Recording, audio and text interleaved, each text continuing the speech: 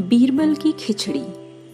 अकबर बीरबल की नोकझोंक में ये एक प्रसिद्ध कहानी है और अब तो बीरबल की खिचड़ी को मुहावरे के तौर पर भी प्रयोग किया जाता है, जिसका सीधा सा अर्थ ये है कि किसी आसान काम को बहुत मुश्किल बताना या फिर किसी छोटे से काम को करने में बहुत अधिक समय लगा देना।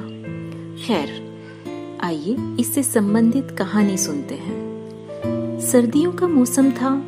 अकबर और बीरबल यमुना किनारे टहल रहे थे। अचानक अकबर ने पूछा, इस कड़ाके की ठंड में कोई सारी रात नदी में खड़ा रहकर बिता सकता है क्या?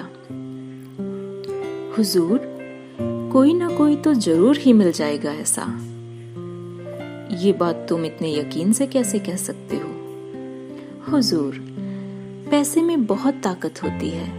कोई भी गरीब पैसों के लालच में ये काम जरूर कर लेगा।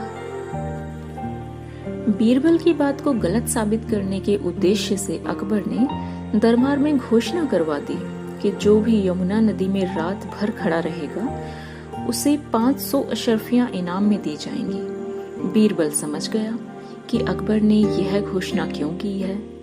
वो धोबियों की बस्ती में गया और एक धोबी को इस काम के लिए तैयार कर लिया। धोबी दरबार में अकबर के सामने उपस्थित होकर बोला, आलमपना, मैं आपकी शर्त स्वीकार करता हूँ। अकबर ने सारी व्यवस्था करा दी। रात को धोबी को नदी किनारे लाया गया। धोबी नदी में उतर गया। अकबर ने वहां 2 पहरेदार खड़े कर दिए और लौट गया।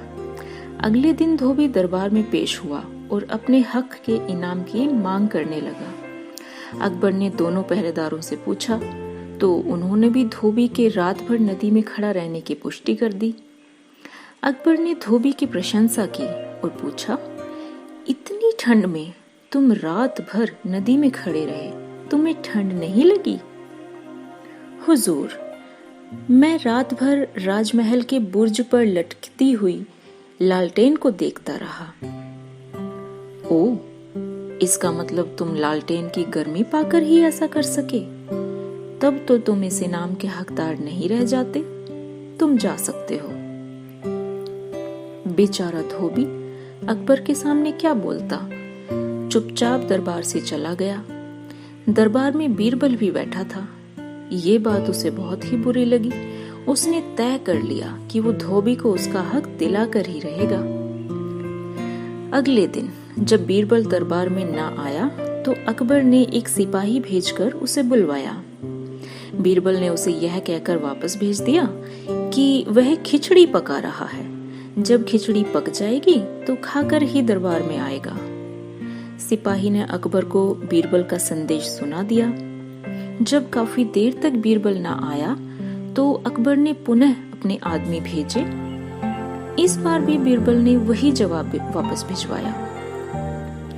कई बार आदमी भेजने के बाद भी जब एक ही जवाब आता रहा तो अकबर ने स्वयं बीरबल के पास जाने की ठानी। जब अकबर वहां पहुंचे तो देखते हैं कि 10 फीट ऊंचे 3 बांसों पर ऊपर एक हांडी लटकी हुई है और नीचे आग जल रही है। ये क्या तमाशा कर रहे हो बीरबल? जहां पना, खिचड़ी पका रहा हूँ। ये कौन सा तरीका है खिचड़ी पकाने का? दाल चावल की हांडी तो तुमने 10 फीट ऊपर लटका रखी है। आग की गर्मी कैसे पहुंचेगी उस हांडी तक? बीरबल तो बस मौके के इंतजार में था। उसने तुरंत जवाब दिया, क्यों नहीं पहुंच सकती हुजूर? जब महल के बुर्ज पर जलती लालटेन की गर्मी नदी में खड़े एक आदमी तक पहुंच सकती है तो ये हांडी तो आग से मात्र 10 फीट ही दूर है। बीरबल की बात का आशय समझ गए अकबर और उन्होंने धोबी को दरबार में बुलवाया और उसे इनाम दिया।